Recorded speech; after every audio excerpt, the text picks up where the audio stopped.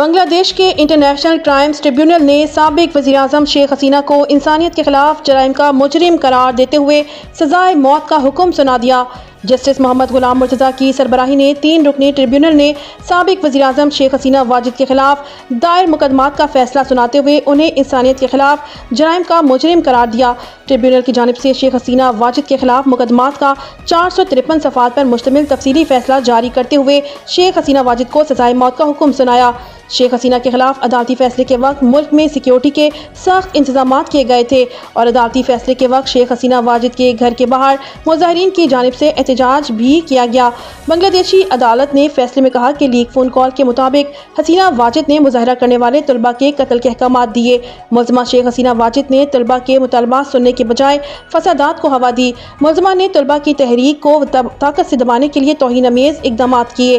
عدالت نے کہا حسینہ واجد اور سابق وزیر داخلہ اسدالزمان خان کمال ابھی تک مفرور ہیں۔ پیشی کے لیے بھیجے گئے متعدد نوٹسز کے باوجود دونوں ملزمان کا مفرور ہونا ان کے جرم کا اعتراف ہے۔ المامون واحد ملزم ہے جو عدالت میں موجود تھے۔ جولائی میں سماعت کے دوران انہوں نے اعتراف جرم کیا تھا۔ عدالتی فیصلے میں کہا گیا کہ شیخ حسینہ حفاظتی اور تعزیزی اقدامات کرنے میں ناکام رہیں۔ ملزمہ شیخ حسینہ نے الزام نمبر 2 کے تحت ڈرون، ہیلی کاپٹر اور مہلک ہتھیار استعمال کرنے کا حکم دے کر انسانیت کے خلاف جرائم کا ارتکاب کیا۔